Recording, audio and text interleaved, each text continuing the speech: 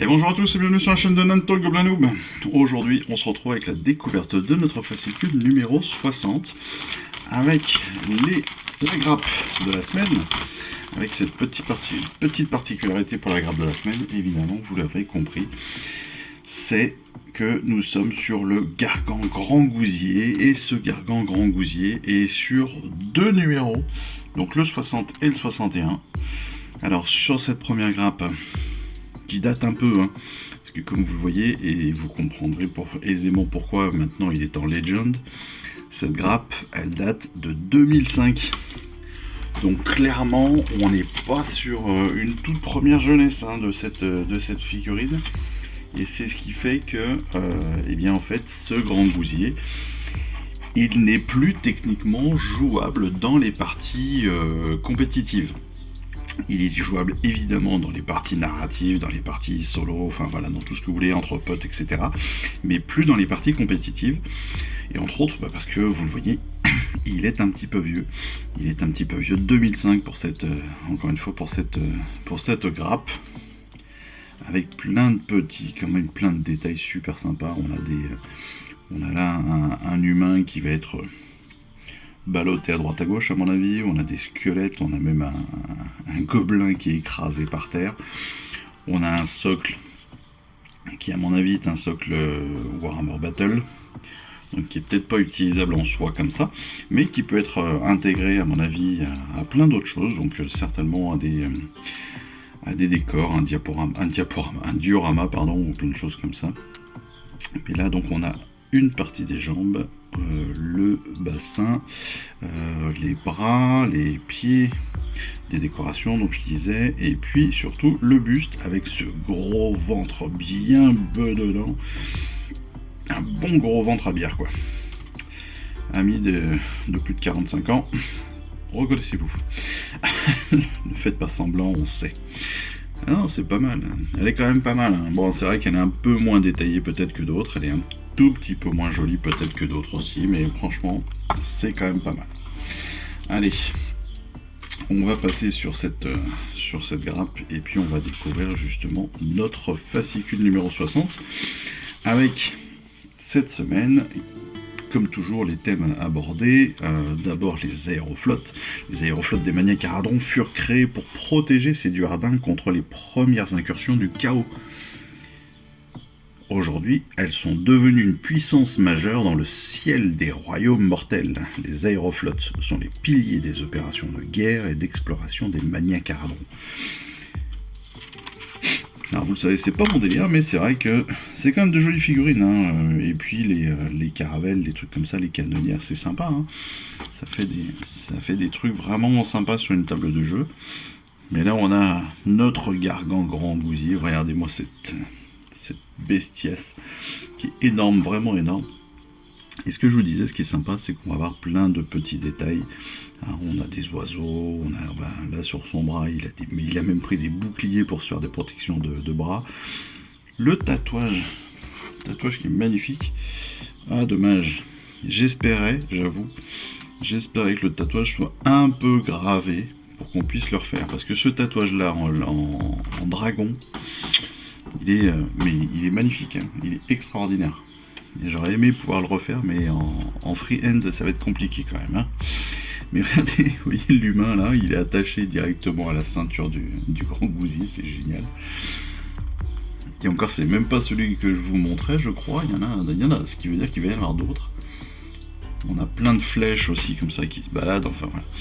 Et donc le Gargan Grand Gousier est un énorme, un peu stupide et affligé d'une gueule de bois monumentale. Un grand Gargan Grand Gousier fait un adversaire particulièrement redoutable, car il piétine avec colère, cherchant désespérément à calmer sa migraine lancinante. Citation. Squish. On dirait le comment ça s'appelle, le générique du Burger Quiz. évidemment, comme d'habitude, on va pouvoir lui donner vie, avec des habitudes, des tactiques immondes, des habitudes horribles, et puis lui donner un petit peu quelques exploits, des défis à remonter.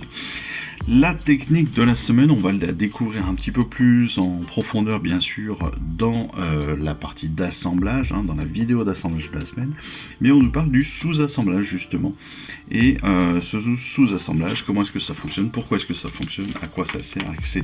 etc. Et ça, c'est toujours intéressant d'avoir des points de vue comme ça, et de pouvoir ne pas écouter que Nanto, mais d'autres.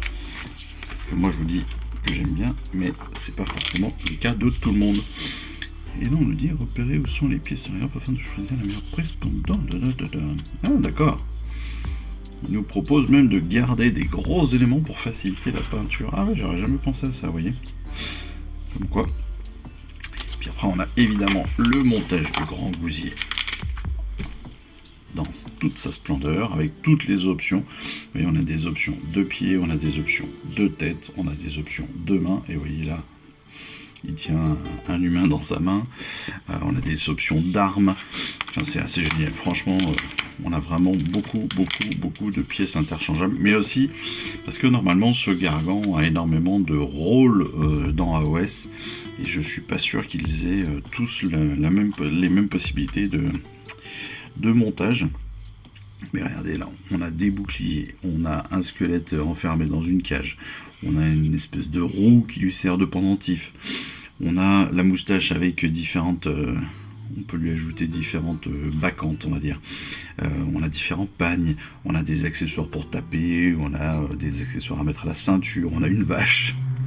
On a une vache qu'on peut lui attacher au niveau de la jambe droite. On a pareil un fût d'alcool, je vous dis le grotte là qui a été écrasé, qui est juste génial je trouve. On a John Strain. Je vous présente John Strain, il a l'habitude de fuir son lieu de travail. Ok. Donc je suppose que c'est pas... C'est génial, quand on le voit là, c'est génial en fait. Plutôt que de se faire écraser, il se barre en courant, il a balancé la fourche. Enfin bon. Et donc là, après, on parle de technique. Comme on n'a pas de peinture cette semaine, parce qu'on n'a pas la figurine entièrement montée, on parlera de technique en termes de peinture. Ce sera le glacis, les glacis, et comment est-ce qu'on utilise cette technique pour améliorer donc le caractère de nos figurines. Et enfin, dans la partie règles, eh bien, on va découvrir notre dernier plan de bataille, le plan de bataille numéro 10 pour le plan de bataille Briscard, pour la campagne Briscard, donc le vent du changement, et on découvrira ça évidemment dans la vidéo attitrée. J'ai hâte.